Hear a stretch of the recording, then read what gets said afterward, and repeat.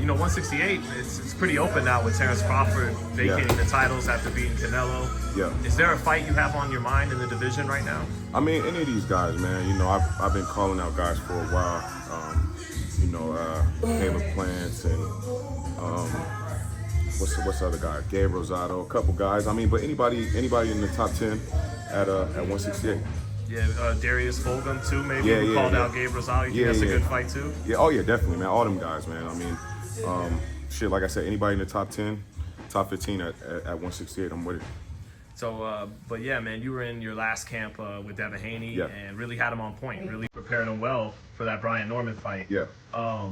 And we were talking about it a minute before that, but I guess you were saying you feel that's going to be his best weight class. That's him now really entering his prime, is that 147. Why is that? For sure. I mean, I told Dev, 3-4 years ago, I was like, bro, I was like, 147 gonna be your best weight class. I've known him since we were kids. We started boxing together, and when he was 7 years old, and so it's like I've always like been around him, his pop, his brother. They're big guys. They're not small guys. I'm like, man, these dudes, you're gonna be bigger. So 147 gonna be your best weight class. And I mean, I think people starting to see that a little bit with that last fight he just had.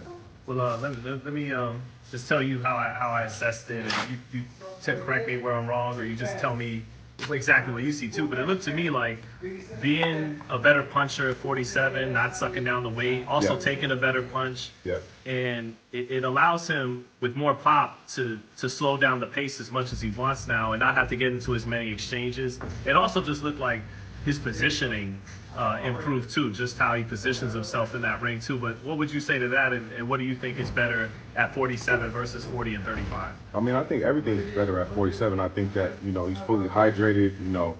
He's more his natural weight. His speed is just as good as it was at 35. His power is better. His energy is better. You could see his condition. Everything was A1. I mean, so I think, like I said, that adding those extra pounds on him, the quick jump from he fought 2 fights at 40. Yeah. I mean, super quick jump. So it's like seeing that is like you could tell his body wanted to grow, and I think that year off after the Ryan fight did him good. I imagine you think Devin could beat him in a unification at 147. For sure. What would be different in fight two? Putting Osterine away and Ryan popping in that first fight, but what do you think would play out differently in that matchup at 147? I mean, I think obviously Devin learned a lot from the first fight. I mean, and the mistakes that were made. I mean, and then obviously the PEDs and things like that. But I think also the weight. The weight. Devin was drained. I'm not gonna get into details, but at 40 it was rough for him. That cut was very, very hard for him. He's not gonna say it, but I know what I saw. So I mean, it was extremely tough for him. 47, he's gonna be much stronger. He's not gonna have that crazy struggle to make weight, and I think he's gonna perform a hell of a lot better. Psychologically, there's an old phrase: man looks into the abyss, and what does he see? He sees himself. And do you feel like that kind of happened for Devin in the aftermath of that and made him psychologically stronger now than ever before? I mean, I think with that, you see like all the hate and backlash he got after he was cheated, I mean, and I think it does something to you, but, being with him day in and day out after that fight for that whole year and, seeing how he grew through that and didn't crumble and didn't fold, because a lot of guys, with all the hate and backlash he was getting, they'll crumble up, fold up, and then next thing you know, they're a shell of themselves. You know what I'm saying? And I mean, he persevered through that, and he came out better on the other side.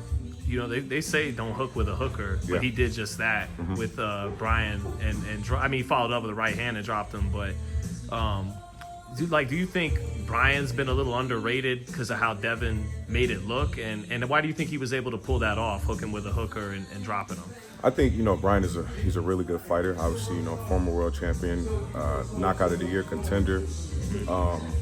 I think that people are sleeping on Devin and his pop.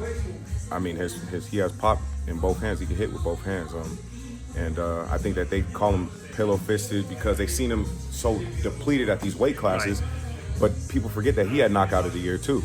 So it's like anybody in them 8 and 10s can punch, man. I don't give a damn who you are. And if you never fought before, then you don't understand that. So, I mean, they say don't hook with a hooker, but I think that Brian and his team, they really believe that Devin couldn't punch. And I mean, and they got what they were looking for. I mean, you've been sparring him since he was a lightweight, right? Yeah. I mean, years back. Yeah. So how much different is his power hydrated at 47, even when you were sparring with him in preparation for the fight? I mean, we only boxed a few times. When he was at 35, we boxed once just on the whim. You know, we were talking a little shit in the gym, and he was like, "Let's box." I'm like, "Shit, you speaking my language? Like, let's do it." Right. You know, so you know, we boxed. And did you get rounds in with him at 40 then? Some more? No. We didn't box just up until this camp. Yeah. But yeah, no, I mean, at 35, I was like, I don't know why they saying this guy can't hit, because you know, he's swinging. You could feel it. You know what I'm saying? I mean, obviously he wasn't just coming off of a weigh-in, but you know, you can feel, you know, the kid has power. So I mean, at 47 through training camp, you know, you could feel that he has power. Yeah. So I mean, and he brought that to the ring. For yourself, man, you're you know, you're 34, but still look young, and got you're one of your calling cards has always been your athleticism. That's why Roy wanted to train you and everything.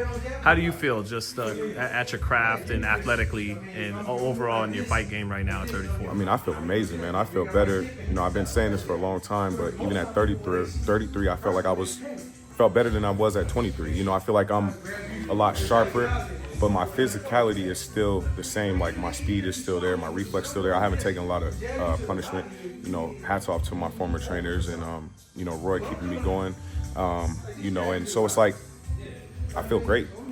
Like I said, my reflexes, speed, everything is the same, but I'm a lot more sharper, a lot more smarter, and a lot more experienced. So I think that came with time. When I turned professional at 23, man, I was so green and so young in the game, but you could just see just raw talent, you know, and I think everybody fell in love with that, but I had to really like learn on the job, in which I did. You know, took a couple losses, but bounced back from each and every one of them and came out better. So I think right now it's my time. You know, 34, feel amazing. Everything's great. You know, I'm getting better each and every day, still reaching to learn. So I feel like right now is my time. Yeah, I mean, I don't know if you saw Shane Jr.'s fight with Ramos, and he may have not got the nod, but he fought a lot better than people thought he was. For sure. And kind of produced, you know, his best and beating Daniel Jacobs right before that. For sure. He actually produced his best performance well into his 30s. And you feel like your best moment is to come. No question. I feel like everybody's time is different. You know, some fighters peak early, some fighters peak late. I was told by a trainer in Floyd's gym, I know him since I was, you know, younger. He was like, "You're gonna be a late bloomer. You're gonna be a late bloomer." And I didn't know what he meant at the time. I'm like, you know, I'm feeling myself. I'm like, I'm young, you know, but I'm like, man, I'm not trying to hear all that. But I understood what he meant, because I think he could kind of see it. And like I said, I feel like right now, I feel untouchable. What could you kind of say, like, in summary about your journey in boxing when you were a young athletic kid from LA? Yeah. You're in the Mayweather gym at the peak of his career. You take some L's, but train with some legends, and you know, be in camps like Haney for how would you sum up the journey right now, man? I mean, you know, it's been a blessing. You know, just to bump shoulders with legends, you know, the Floyds and Roy Joneses, the Andre Wards, you know, the Shane Mosleys, the list goes on, and get respect from them guys. And they respect my skills and you know, what I bring, and they've all been, you know, willing to give me advice, some more than others, obviously. You know, Roy's been like a father to me, you know what I'm saying? So, I mean, Andre Ward, he's a big brother in the game to me. You know, he gives me a lot of game. We talk very often. And then, of course, you know, Devin, you know, that's family, you know. So it's like, just to bump shoulders with some of these guys and come up under them and learn from them. And it's just been a blessing, man. So, like I said, I don't take none of it for granted. And like I said, I'm looking forward to putting it all together in the future. And just this last one on this Ryan Devin stuff, man. You think the game plan looks way different than fight one, where he went after Ryan? I mean, absolutely. I think the whole fight will look different. Yeah. You know, and after the fight with Ryan, I told Dev, I was like, you gonna have a good. I said, think Leonard-Duran. Right. And you know, in that first fight, Ray went at Duran and fought his fight. And the second fight, he came back and fought his fight. And then, you know, we saw what happened and between those two legends. And I'm not calling Devin Ray, or I'm not calling Ryan Duran, but I'm saying that when you really look at this, the how it could play out just like that. And I think it will. And I think that Devin's gonna make a huge statement in that fight. It was just funny, the extra facial expression not calling Ryan Duran as opposed to Oh yeah. Devin. No. Listen, man. That was more of a reach. Yeah, no. There's not. He's not even on Duran's level, man. So no, we're not doing that. But you think Devin could approach that Sugar Ray Leonard level? You know, I think if he keeps working at it, you know, we talk about Ray Leonard all the time, man, and I have faith in Devin. I believe in him. Obviously, Ray Leonard's one of a kind.